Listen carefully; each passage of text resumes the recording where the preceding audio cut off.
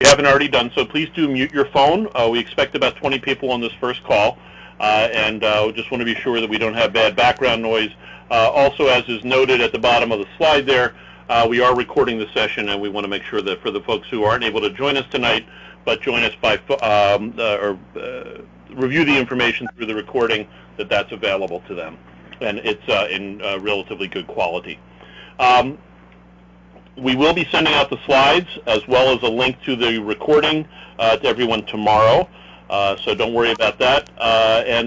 We're going to spend about 10 minutes that I'll cover here on some administrative things, and then I'll hand it over to Matt Otwell, and I'm not sure if Terry Holacek will also be on the call to talk about the information specific to Alpine skiing. So that said, we'll dive right in. I'm not going to, the slide deck that's here for the admin stuff, there's a lot of slides. We're going to breeze right through it. They're there for your reference for the future. I'm not going to read through everything. There are a couple new things that we will be highlighting just to make sure everybody is aware of them. So this should be familiar.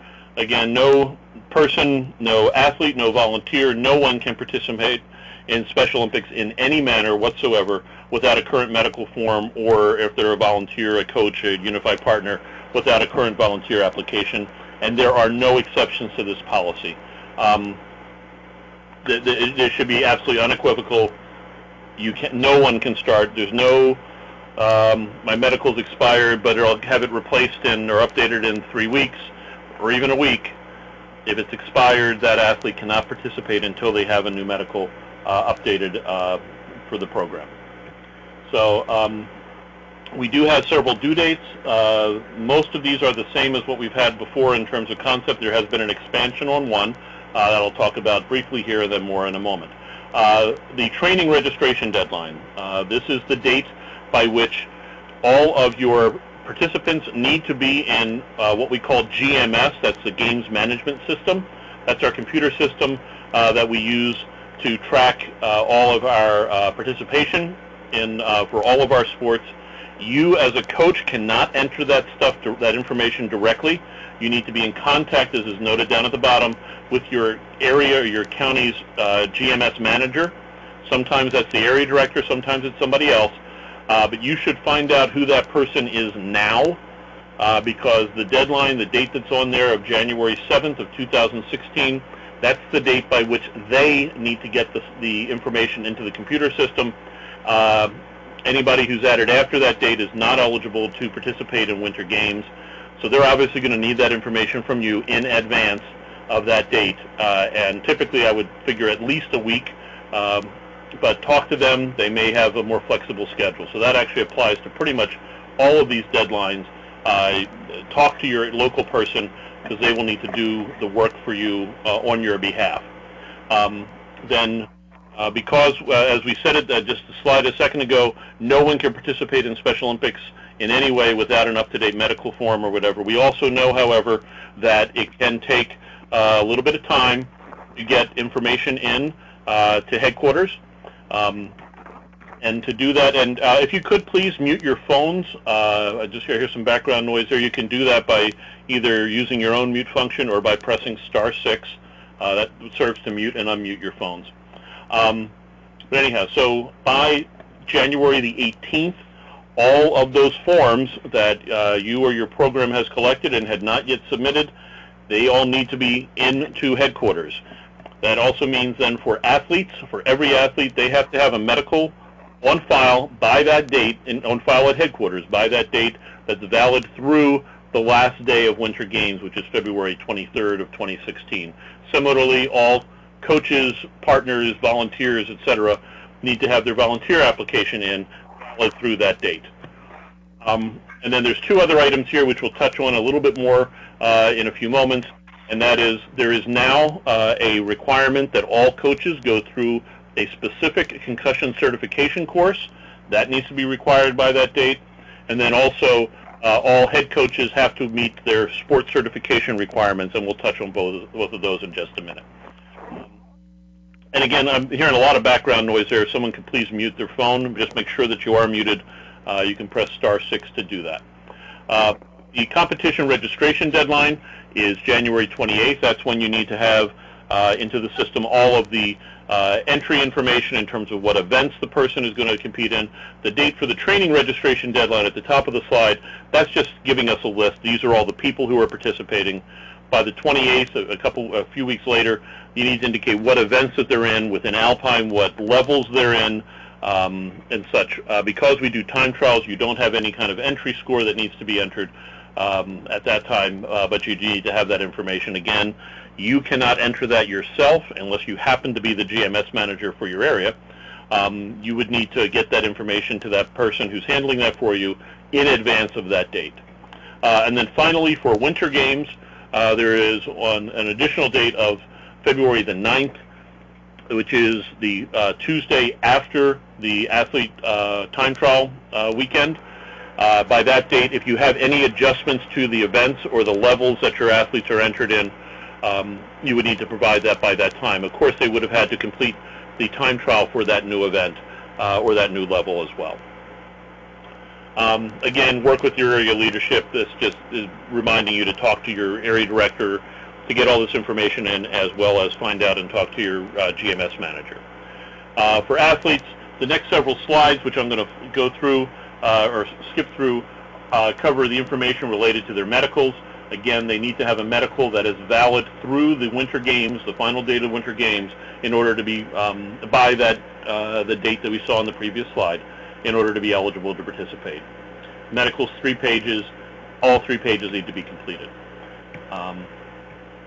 Similarly, for volunteers, their forms need to be in, as I just noted.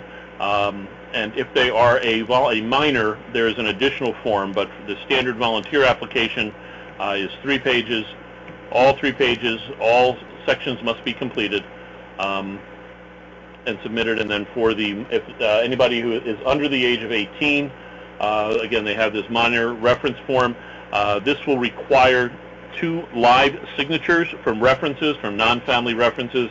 So this is something that they'll need to take away and bring back to have then submitted. But again, all these forms, no one can participate in any way without an up-to-date and valid form. First report of accident or incident. This is our incident report. Again, hopefully it's familiar to you. The instructions are there. Obviously, take care of any kind of an injury first, and then worry about the paperwork, but still do this relatively quickly. And then just to note that in addition to sending it to the Senior Director of Operations, to send it on to your area director as well. Hopefully you won't have to do that. Concussion certification. We'll have some more information coming out on this, but starting January 1 of 2016, all coaches, every sport, whether you're a head coach or an assistant coach, doesn't matter, must complete concussion certification. It's free. There are 2 options that are available currently. And again, this is coming, it's a good thing to do. The mandate is coming from Special Olympics International, so we absolutely must be doing this. You can either go through the CDC online course, which takes about 30 minutes. There's the link there. Again, it's free to do that. If you complete through that, they'll send you a, or at the end of it, the last step is you can create a certificate that says you completed the course, and you can forward that on to us, and we'll give you credit for that. The other option is the NFHS. CDC is the Centers for Disease Control, of course. NFHS is the National Federation for High School Sports. They have a similar session. It's about 45 minutes long. It's actually built on the CDC course. And the only advantage to going through that is that they'll send us, on your behalf, an indication that you've completed the course, which is not something that the CDC course can do. See there through the application and such. We will be monitoring this. We will follow up with you, and we'll have more information continually coming out. But if you wish, again, these slides will come to you tomorrow. You can go ahead and take the course right now if you want. Again, it's about 30 minutes, video and such as part of it. It's all, you can do it on your own. Then also, you may have heard, hopefully you've seen, starting with basketball of last year, basketball of 2015, Maryland began actually adhering to a long-standing policy, and when I say long-standing, we're talking 20 to 25 years at least. And the policy is that all coaches must be certified to coach a sport in Special Olympics, or there's actually some progressions in there for brand new coaches. We started rolling this out and applying and adhering to it for all head coaches. Actually, Winter Games is the last set of sports to apply to this. Luckily, Winter Games has had a very strong, Winter Games, Alpine, and Snowshoe have had a very good track record of coaches training, and we don't think it's going to be that many people that will need to do anything special. The bottom line is that all coaches must complete certification and have that in prior to the 18th. It's valid for 3 years. If you took it last year, it's still going to be valid this year. I thought if you went online, you didn't need the... Okay, the woman who is speaking right now, could you please mute your phone? If you can do that by pressing *6 or using the mute function on your phone. So we can go on. So anyhow, so if you have a previous certification in Alpine, all you need to do is take another Alpine course within once every 3 years, or take a general course, and we'll see what some of those are in a minute. If you have never been certified in Alpine, it's a two-step process. You need to take the sport-specific Alpine content, and in addition to that, you take either Coaching Special Olympics Athletes or Principles of Coaching. Coaching Special Olympics Athletes is a general course on coaching principles. It's available as a live session. Many areas are hosting it. We've had more than 20 of those sessions over the last year. We can host more. We've got a battery of about 20 trainers right now. We can continue to expand on that. Principles of Coaching is more, Coaching Special Olympics Athletes, the live session's about 3 hours. There's also an online version as well, which is self-paced, that we'll send you the information on as well. The Principles of Coaching we don't offer as often. It's a full-day course and such, but that's also an option there. But if you've never been certified in Alpine, you need to complete either Coaching Special Olympics Athletes or Principles of Coaching, and you must complete the sport-specific session. Matt will talk briefly about the coaches on snow training that'll be available for folks during the content for the sport. And I should also point out, this is right now, as we've rolled it out, it applies, or it's being enforced or adhered to for head coaches only. In the near future, as early as with the Summer Games sports this next year, 2016, it will be applied to all coaches, which is the real requirement that Special Olympics Maryland has from Special Olympics International. I'm not going to go through this. We'll have it in some more communication. It's gone out to coaches a couple times, but we'll cover it some more. But there is online training available, and Special Olympics Maryland will subsidize a part of the cost. Some areas will subsidize or cover the cost of the remaining portion of the course as well. There's a variety of things that can be used as a sport-specific training. The one we strongly advocate is the on-snow training that Matt will talk about later, but there are some other options that we can pursue. And then for general course, again, this is for somebody who's trying to re-up their certification or renew it. There's a number of different options, including the 2 courses I mentioned before, but there are some other courses as well.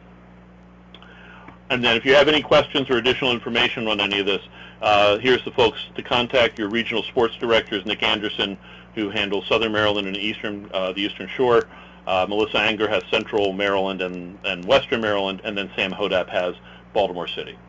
That said, since we're really here mostly to talk about alpine skiing in the season, I'm going to go ahead and turn this over to Matt, who I see is online.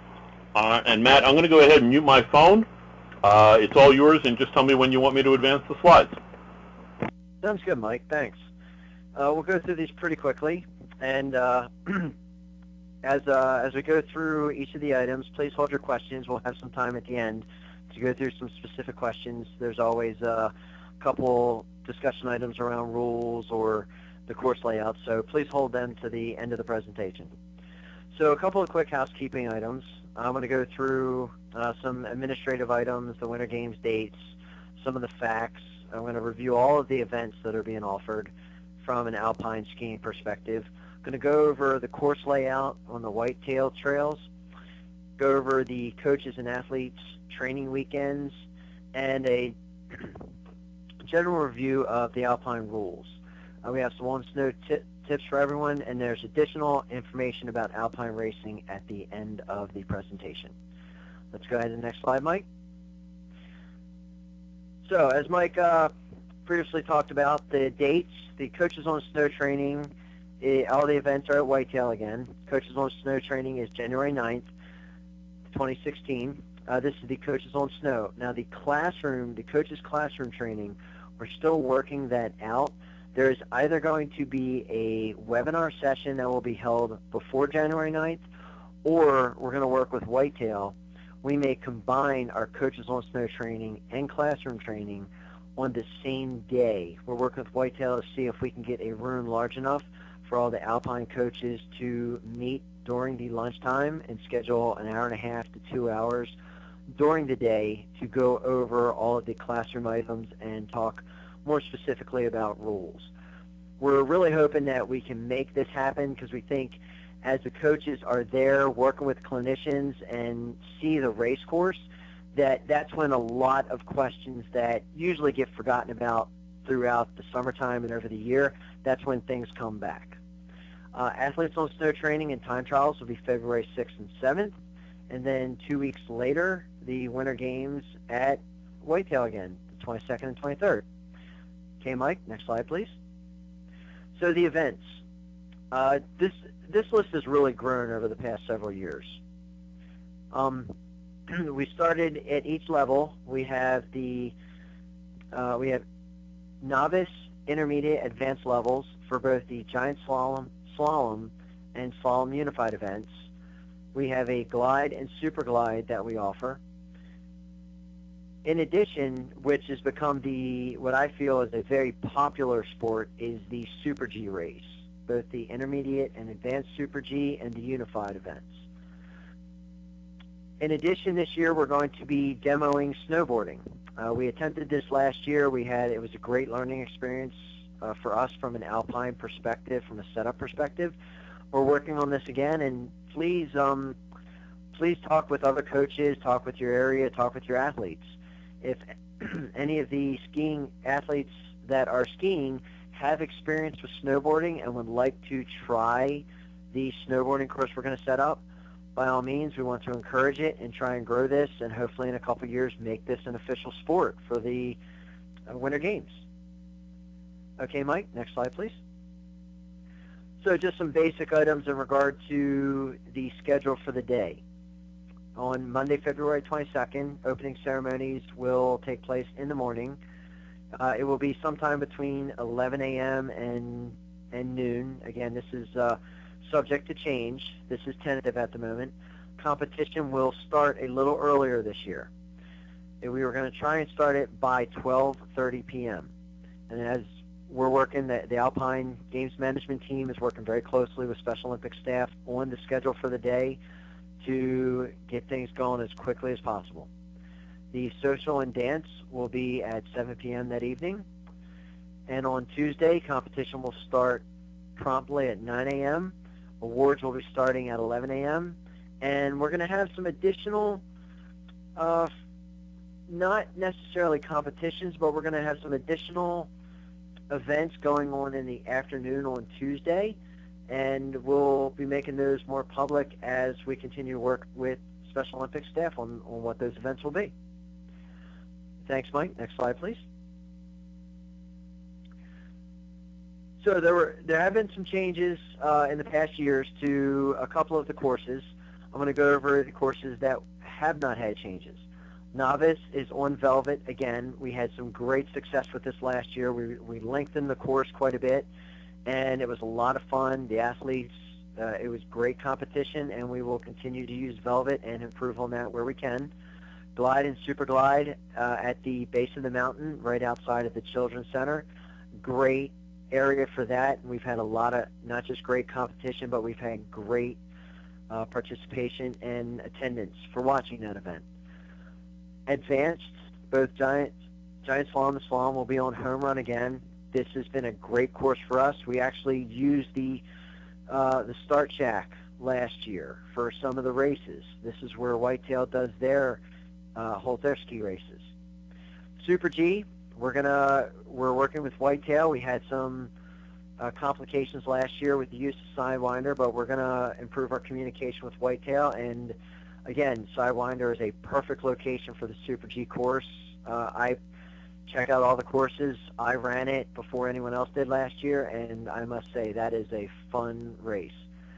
The intermediate, this is the one we have a lot of challenges with.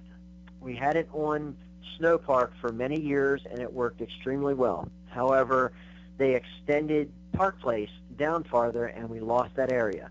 So we are working with Whitetail to utilize Stalker.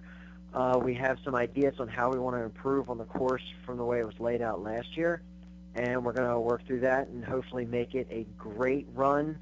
Our intent is to have the intermediate race end at the base of the mountain, so that way it's another area that spectators can get up and watch the event. Thanks, Mike. Next slide, please.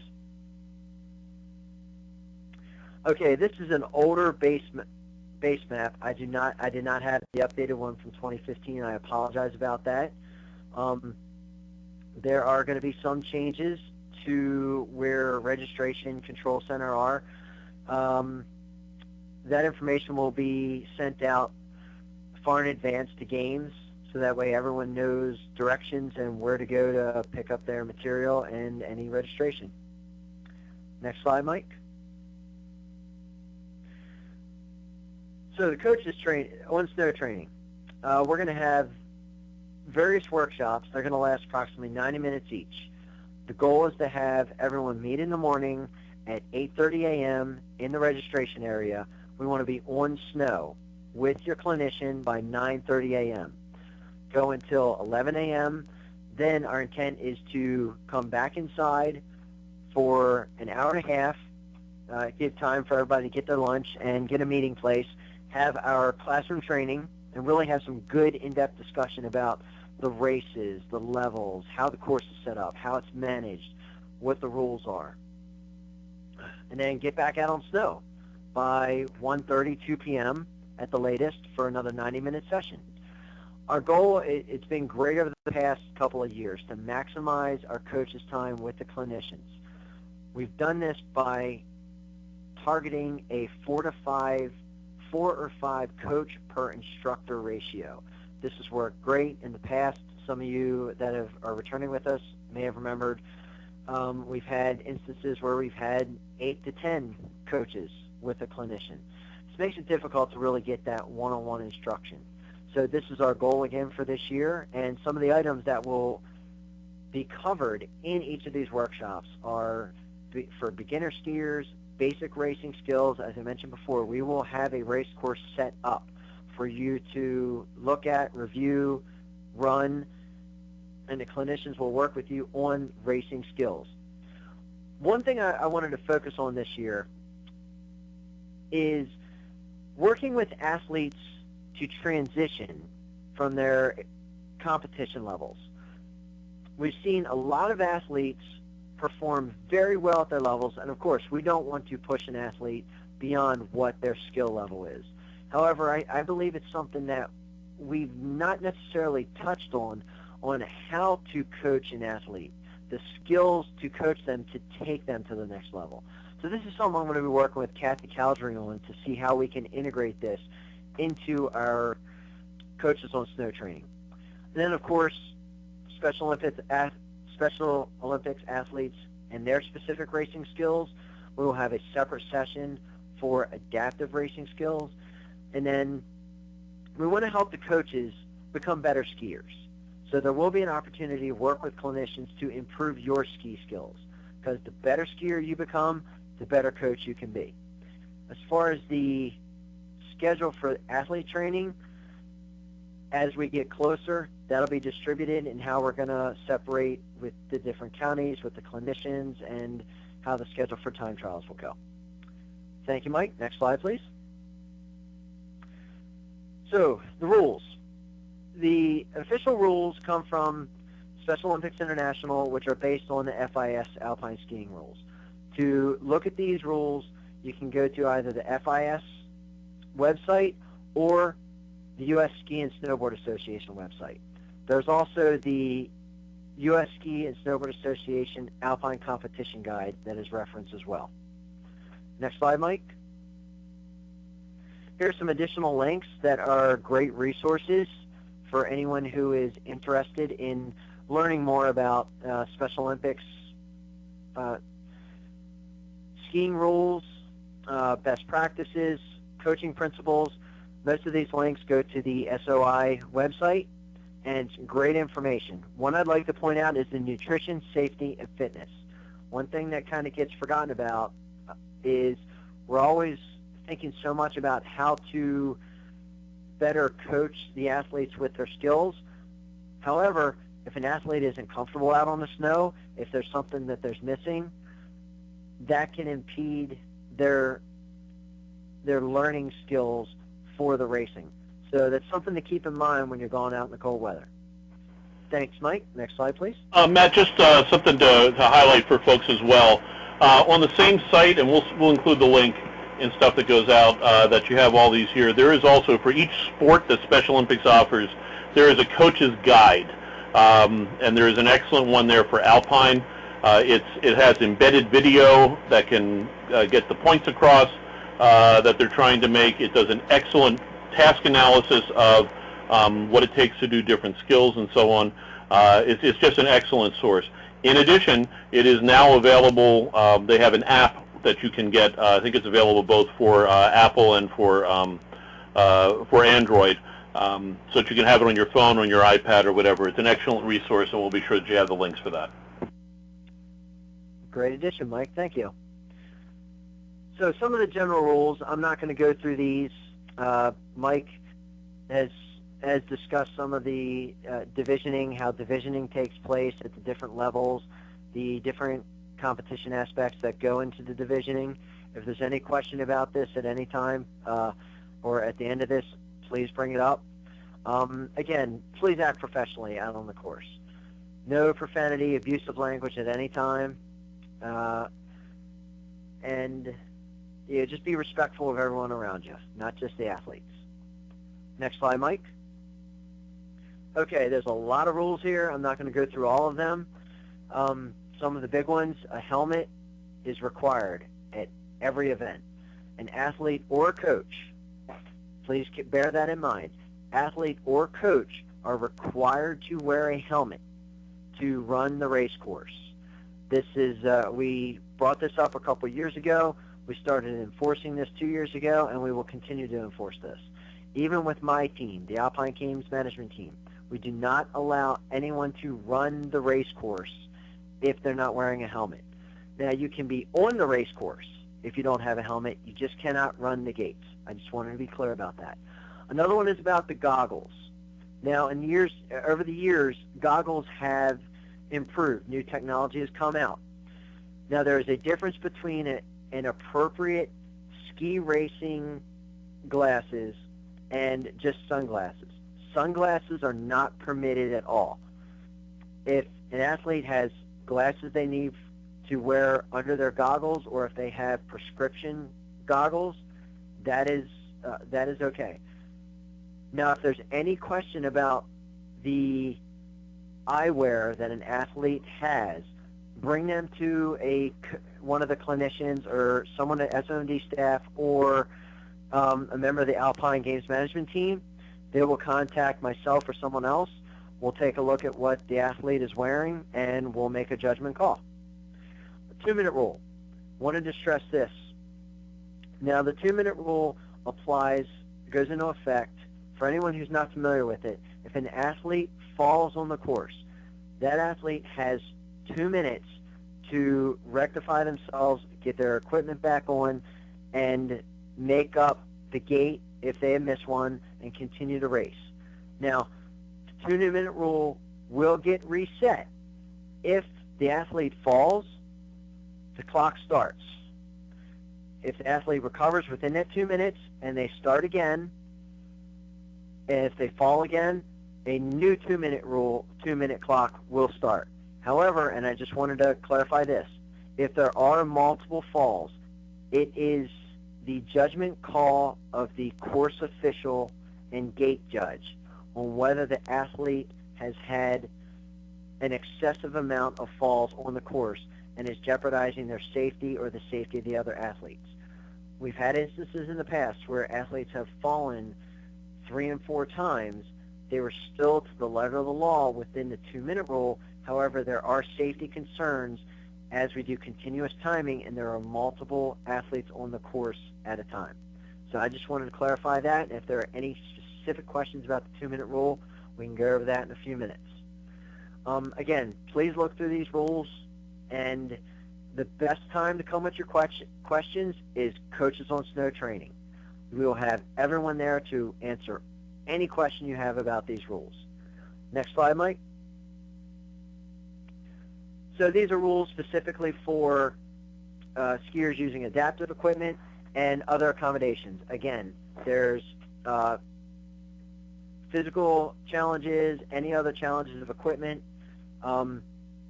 Please bring that to the attention of the course official prior to the race starting or prior to competition.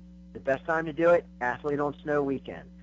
If there are special accommodations that need to be made for an athlete, talk to us at Athlete Weekend about it. We can address it, we can make a call, and we can work it out then. It's a lot better to do it than trying to do it at the last minute at games.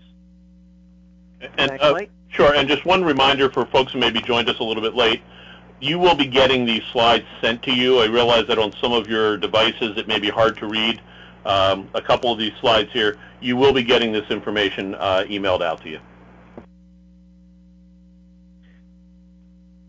Okay, on snow tips.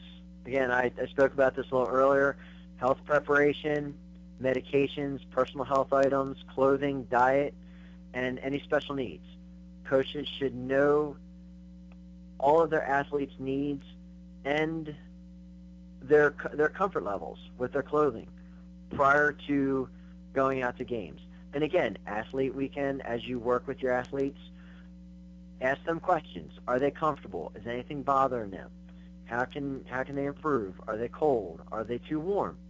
So these are all questions to ask going into it so they can really compete at their best level. Next slide, Mike. Okay, these are just some additional tips. One thing I wanted to highlight, Mike talked a little bit about before, the incident report. One item to note, on the snow, if there is an incident that happens with your athlete as they are skiing,